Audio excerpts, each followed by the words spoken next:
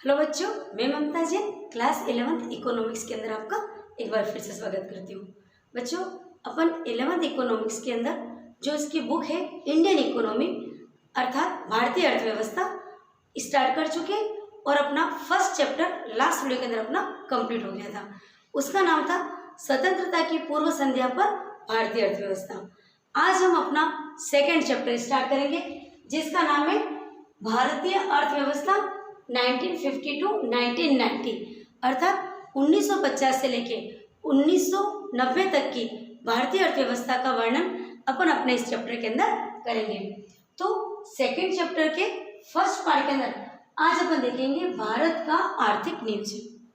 तो बच्चों, last video के अंदर अपन ने देखा था कि हमारा देश के अंदर पहले राजतंत्र था, फिर मुगल आए थे, फिर अंग्रेज आए थे। अंग्रेजों ने हमारा बहुत अधिक शोषण किया जिसकी वजह से हमारी पूरी अर्थव्यवस्था गर्त में जा चुकी थी। गतिहीन अर्थव्यवस्था हो गई थी, विकास का नाम पर कुछ भी नहीं था और अंग्रेजों ने हमारा बहुत अधिक शोषण किया था।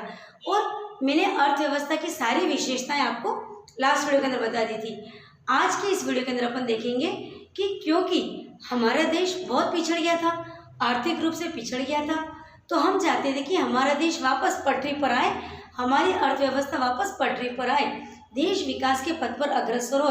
उसके लिए हमें आवश्यकता पड़ी थी आर्थिक नियोजन की। तो इस चैप्टर के अंदर अपन पढ़ेंगे कि देश में आर्थिक नियोजन के लिए क्या क्या कार्य किए, आर्थिक नियोजन कब और कैसे स्टार्ट हुआ, आर्थिक नियोजन की आवश्यकता क्या हुई, क्यों हुई और आर्थिक नियोजन के लक्ष्य क्या थे। सबसे पहले बात करेंगे अपन परिभाषा। आर्थिक नियोजन, आर्थिक मतलब धन संबंधी, इकोनॉमिक अपन बात करते हैं अर्थ, आर्थिक धन संबंधी। नियोजन का मतलब होता है प्लानिंग। जैसे बच्चों अपन कोई भी कार्य करते हैं तो उसके लिए पहले प्लानिंग किया जाता है, बिना प्लानिंग के कोई भी कार्य नहीं होता है। तो फिर तो ये तो देश की अर्थव्यवस्था की बात की, तो देश की अर्थव्यवस्था को पटरी पर लाने के लिए आर्थिक नियोजन किया गया। आर्थिक नियोजन का मतलब होता है आर्थिक आधार पर लिए गए निर्णय। आर्थिक आधार पर लिए गए निर्णय जिसमें संगठित प्रयास किया जाता है, इसकी एक निश्चित अवधि होती है, एक प्रक्रिया होती है, एक टेक्निक होती है जिसके तहत अपन को गुजरना होता है, इसके लक्ष्य होते हैं और इसमें साधनों का अधिकतम उपयोग होता है। तो यदि अपन आर्थिक नियोजन की बात करें तो आर्थिक नियोजन होता है आर्थिक आधार पर लिए गए निर्णय, अर्थात देश की अर्थव्यवस्था को वापस पटरी पर लाने के लिए जो संगठित प्रयास किया गया था, जो सुनियोजित प्रयास किया गया था, उसी को आर्थिक नियोजन कहते हैं। तो आर्थिक नियोजन के अंदर सभी देशवासियों ने मिलकर के एक प्लान किया था, एक योजना बनाई थी जिसकी एक निश्चित अवधि थी और एक निश्चित लक्ष्य थे और उसके लिए एक निश्चित प्रक्रिया थी कि कोई योजना 2 वर्ष के लिए, 5 वर्ष के लिए, 10 वर्ष के लिए बनाई थी, अर्थात उसकी अवधि तय की गई थी और इस अवधि के अंदर क्या कार्य करने हैं वो पहले से निश्चित थे और उसके लिए कितनी धनराशि की आवश्यकता होगी वो बजट भी पहले से निर्धारित था। तो ये तो कहलाता है आर्थिक नियोजन। अब आर्थिक नियोजन की क्यों आवश्यकता हुई, तो मैं पहले ही आपको बता चुकी हूँ कि 200 वर्षों तक अंग्रेजों ने भारत के ऊपर शासन किया और 200 वर्ष के अंदर उन्होंने हमारा इतना अधिक शोषण किया कि हमारे सारे उद्योग धंधे, हमारी कला, हमारा स्किल, जो शिल्प कला, कुटीर उद्योग पूरी तरह से पैंधे पर बैठ गया था। तो उसको वापस से जगाने के लिए जो हमारे जड़ता आ गई थी हमारे देश में, उस जड़ता को खत्म करने के लिए, हमारे विकास के लिए और गतिहीन जो व्यवस्था हो गई थी इसको पुनः गतिशील करने के लिए और पुनः नव जागरण के लिए आर्थिक नियोजन की आवश्यकता पड़ी। तो नव निर्माण के लिए, गतिशीलता लाने के लिए, उद्योगों को पुनः सक्रिय करने के लिए, विकास के लिए और जड़ता को समाप्त करने के लिए आर्थिक नियोजन की आवश्यकता हुई। अब आर्थिक नियोजन बच्चों एक दिन में तो हो नहीं गया है। हम भी जानते हैं कि जब भी कोई कार्य होता है वो एक दिन में नहीं होता है, धीरे धीरे परिस्थिति के अनुसार कार्य होता है, कब क्या परिस्थिति आती है और क्या नया निर्माण हो जाता है। तो आर्थिक नियोजन के क्षेत्र में भी हमारी यह स्थिति रही। हमारा देश तो कब आजाद हुआ था, 15 अगस्त 1947, लेकिन 15 अगस्त 1947 के पूर्व ही हमारे देश के कई लोगों ने इस क्षेत्र के अंदर कदम अपने उठा लिए थे।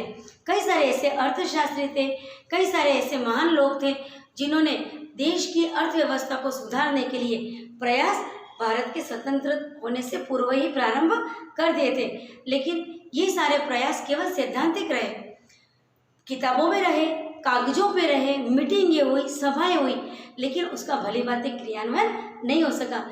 इसीलिए देश आर्थिक विकास के पथ पर आगे नहीं बढ़ सका।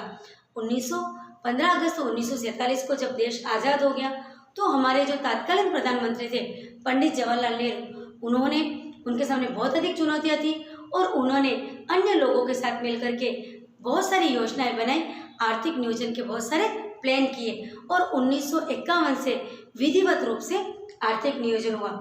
लेकिन आज की वीडियो के अंदर अपन देखेंगे 1951 से पूर्व, अर्थात देश के आज़ाद होने से पूर्व देश में आर्थिक नियोजन के लिए क्या क्या प्रयास किए गए। तो सबसे पहले प्रयास स्टार्ट हो गया था 1934 में और ये किया गया था एम विश्वेश्वरैया के द्वारा। तो क्योंकि आर्थिक नियोजन का सर्वप्रथम प्रयास किसने किया था?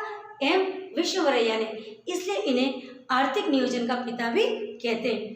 बच्चों, आपके एमसीक्यूज मल्टीपल चॉइस क्वेश्चन के अंदर आता है क्वेश्चन, और आपके जो ये अभी जो क्विज वगैरह आ रहे हैं उसके अंदर भी इस तरह का क्वेश्चन आया है कि भारतीय नियोजन का पिता किसे कहते हैं? तो एम विश्वेश्वरैया को कहते हैं। उन्होंने एक उनकी बुक लिखी थी प्लान इकोनॉमी फॉर इंडिया, है ना, भारत के लिए एक आर्थिक नियोजन एक बुक लिखी थी, जिसके अंदर उन्होंने 10 वर्षीय योजना का वर्णन किया था। क्योंकि उन्होंने बताया था कि यदि हम चाहते हैं कि हमारा देश विकास करे तो हमें आर्थिक नियोजन की बहुत अधिक आवश्यकता है, और इसी आवश्यकता को बताने के लिए उन्होंने प्लान इकोनॉमी फॉर इंडिया नामक बुक लिखी। तो आपको याद रखना है कि भारतीय आर्थिक नियोजन के पिता कौन थे? एम विश्वेश्वरैया, और उन्होंने 1934 में सबसे पहले ये प्रयास किया था। उसके बाद 1938 में कांग्रेस योजना बनी, और कांग्रेस योजना किसने बनाई थी? सुभाष चंद्र बोस की अध्यक्षता में हरिपुरा अधिवेशन के अंतर्गत जो राष्ट्रीय नियोजन समिति का गठन हुआ, और ये इंडियन नेशनल कांग्रेस का अधिवेशन था, उन्हें भारतीय राष्ट्रीय कांग्रेस, और इसके अध्यक्ष थे पंडित जवाहरलाल नेहरू। तो भारतीय राष्ट्रीय कांग्रेस के अध्यक्ष थे पंडित जवाहरलाल नेहरू, इनकी अध्यक्षता में और सुभाष चंद्र बोस की अध्यक्षता के अंदर हरिपुरा अधिवेशन हुआ, और वहां पर राष्ट्रीय नियोजन समिति का गठन हुआ, और इस समिति ने भी क्या किया? आर्थिक नियोजन संबंधी जो लक्ष्य थे उनका निर्धारण किया। 1934 में पहला प्रयास, फिर 1938 में, अब 1944 के अंदर 1944 के अंदर बॉम्बे प्लान सामने आया। और बॉम्बे प्लान को बॉम्बे प्लान इसलिए कहा जाता है क्योंकि इसमें बॉम्बे के 8 प्रमुख जो उद्योगपति थे, व्यवसायपति थे, उन्होंने ये कार्य किया था। उन्होंने एक गोल टेबल के ऊपर, आपस के अंदर एक टेबल के ऊपर ये सब 8 व्यवसायी आए थे, और उन्होंने भारत के आर्थिक नियोजन के लिए आपस में सामूहिक रूप से जो योजना बनाई थी उसी को बॉम्बे प्लान भी कहते हैं। और क्योंकि इसके अंदर हमारे जो बिरला ग्रुप के जो अध्यक्ष थे वो भी इसके अंदर सम्मिलित थे, तो इस योजना को टाटा बिरला योजना के नाम से भी जाना जाता है। और इसकी अध्यक्षता की थी आरदेशिव दलाल ने इसकी अध्यक्षता की थी, और इसके अंदर 10,000 करोड़ रुपए की लागत का 15 वर्षीय योजना का निर्माण बनाई गई थी कि 15 साल के लिए एक योजना का गठन किया गया था, और इसका खर्च का अनुमान किया था 10,000 करोड़ रुपए, और इसका जो योजना का नाम था वो economic plan of development in India. तो बच्चों, आपको याद रखना है 1934 एम विश्वेश्वरैया ने सबसे पहले प्रयास किया, 1938 में कांग्रेस योजना, देन 1944 में बॉम्बे योजना।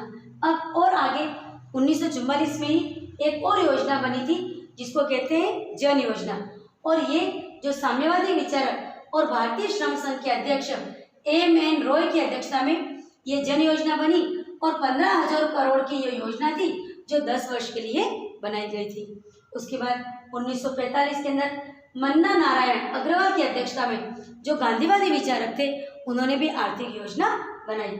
फिर आगे 1946 में के.सी. नियोगी की अध्यक्षता में राष्ट्रीय नियोजन बोर्ड का गठन किया गया, और इन्होंने क्या किया? प्लानिंग कमीशन और राष्ट्रीय विकास परिषद, उन दोनों की सिफारिश प्रस्तुत करी। फिर आगे 1950 के अंदर, जबकि 30 जनवरी को हम किस रूप में मनाते हैं? शहीद दिवस के रूप में मनाते हैं, क्योंकि इस दिन गांधी जी शहीद हुए थे। तो 30 जनवरी 1950 में गांधी जी की याद के अंदर ही एक जयप्रकाश नारायण ने सर्वोदय योजना का निर्माण किया, मतलब सर्वोदय योजना लागू की। इस प्रकार बच्चों भारत आज़ाद हुआ, उसके पूर्व ही हमारे जो महान अर्थशास्त्री थे उन्होंने देश की अर्थव्यवस्था को सुधारने के लिए आर्थिक नियोजन का कार्य प्रारंभ कर दिया था। 1934, 1938, 1944, फिर 1944 में एक और जन योजना, फिर 1945 के अंदर मन्ना नारायण अग्रवाल की अध्यक्षता में, जो कि गांधीवादी विचारक थे, योजना बनी। 1946 के अंदर राष्ट्रीय नियोजन बोर्ड का गठन हुआ, जिसने प्लानिंग कमीशन और राष्ट्रीय विकास परिषद का सिफारिश करी थी। 1950 के अंदर 30 जनवरी 1950 में जयप्रकाश नारायण की अध्यक्षता के अंदर सर्वोदय योजना का गठन हुआ। इस प्रकार उसी क्रम में 1950 के अंदर श्रीलंका की राजधानी कोलंबो के अंदर एशिया महाद्वीप के 26 बड़े देश एक मंच के ऊपर आए और सब ने मिलकर के अपने अपने देश के आर्थिक विकास के लिए आर्थिक नियोजन यही मात्र एक उपाय है, इस बात को माना और आर्थिक नियोजन के पक्ष में अपने विचार रखे। इस प्रकार 1950 के बाद 1951 के अंदर जवाहरलाल नेहरू के प्रयास से एक विधिवत तरीके से देश के अंदर आर्थिक नियोजन प्रारंभ हुआ। तो बच्चों आज की वीडियो में मैंने आपको बता दिया कि किस प्रकार भारत में आर्थिक नियोजन की नींव पड़ी और 1934 यानी देश की स्वतंत्रता के पूर्व ही आर्थिक नियोजन का कार्य प्रारंभ हो गया। 34, 38, 44, 45, 1946 और 1950 तक का आर्थिक नियोजन अपन पढ़ चुके हैं। अब अपन अगली वीडियो के अंदर देखेंगे कि 1951 से किस प्रकार देश के अंदर विधिवत आर्थिक नियोजन का कार्य प्रारंभ हुआ, और साथ में अपन ये भी देखेंगे कि इन आर्थिक नियोजन के प्रमुख लक्ष्य क्या थे। तो आज की वीडियो में बस इतना ही काफ़ी है।